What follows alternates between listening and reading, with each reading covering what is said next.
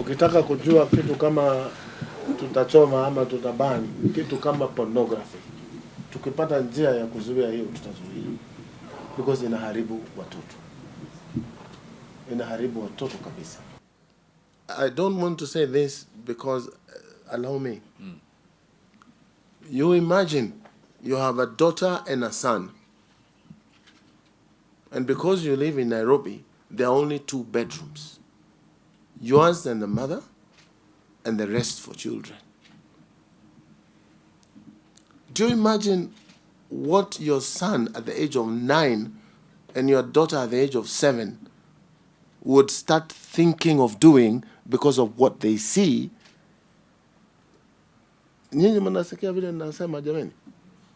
Can you picture that thing in your own house? Because of pornography available easily on the net. Nyinyi mkitaka kwenda kuandika hiyo andikeni, lakini it is a very serious problem. And I hope you guys and us can take it upon ourselves to have a discussion in our country about morals, about the do's and the do not do's, so that we have a good country. Au sio jameni? Mimi nitakuwa kipaumbele ya kujaribu kusaidia. And then tap into the energy and innovation of these young men and women. And I say Gen Z is my business. The first question you should ask yourself, or the people who are critics on some of these things, to ask themselves, is it prestigious? Is it important for Kenya to have an opportunity to lead the African Union Commission for the first time since the AUC was set up? That's the basic question. If it is desirable, then it makes sense for Kenyans to have that opportunity. Secondly, the Ministry of Foreign Affairs is also charged with the responsibility of lobbying for Kenyans who are seeking opportunities in international arena. Today, it is the Honorable Raila who is seeking to be the chair of the AUC, the African Union Commission. Tomorrow, we may have a Kenyan who will be seeking to become Secretary General of the United Nations. It may be you, my friend. What would you want Kenyans to do? Would you want them to vilify you or to support you? That is the basic question. So I think there's merit in Kenya, after more than 60 years, to be one of the countries that is now offering a credible candidate for the position of African Union chair. And let us support him. Because as you say, you're pulling him down, and yet you're not a candidate. You have not even presented your own credentials.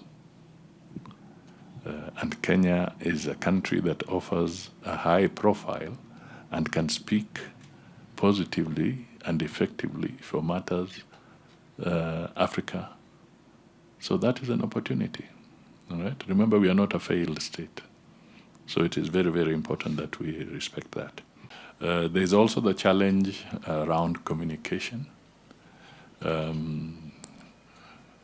have to be honest that we are facing some challenges around communication. In plain terms, we are getting a lot of beating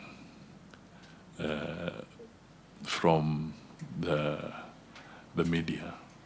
There's the new media, which is the social media, but also from the mainstream media, we have been taking a lot of beating. Sometimes we don't speak to our good things, and there's a saying that don't blow your own trumpet. But I would like to look at it differently. If you do not blow your own trumpet, then who will blow it for you? That is the issue.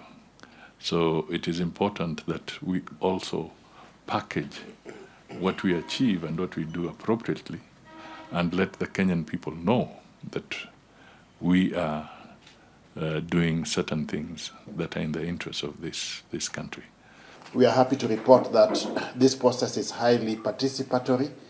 We have done the best we can to make sure that all the integral stakeholders have been brought on board so that everybody gets the opportunity to participate in the conference. Just for purposes of clarity, among the professional groups, of course, we have reached out to the LSK, which is represented here by the President, the Architectural Association of Kenya, and the President is also here, the Institute of Engineers of Kenya, the doctors, Kenya Medical Association, represented here by Dr. Alwach. We have also reached out to the Kenya National Chamber of Commerce and Industry. In fact, 2 days ago, I spoke to the chairman again. The academia, and we are working with all the vice chancellors.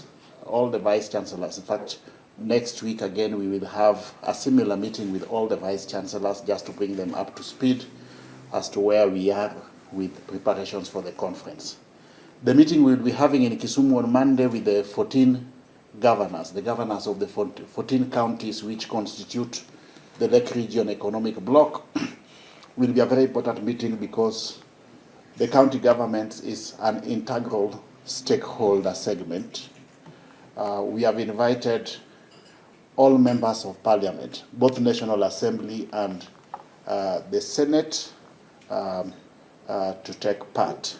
We have reactivated our engagement with the European Union. You remember last time we did meet 28 ambassadors from the European Union. They are continuing with their mobilization of the international investors.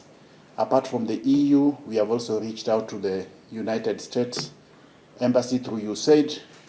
We have reached out to India through the High Commissioner, Korea as well, the UK, UNDP, among other foreign stakeholder segments. So we really look forward to a conference that will encompass everybody who can contribute towards the development of Nyanza. We want it to be a model conference that anybody else can emulate in other parts of the country, more so from an organizational perspective, because this is the first investment conference that is largely driven by professionals. I want to encourage you as professionals also to see how you can utilize this platform for purposes of building networks and also tapping into the opportunities that may be available based on the level of participation, of the diversity and dispersity of the participants who will take part in the conference. So we welcome you to the conference, and I want to assure you that it will be a conference like no other. Perhaps the most successful and well-organized conference in our generation.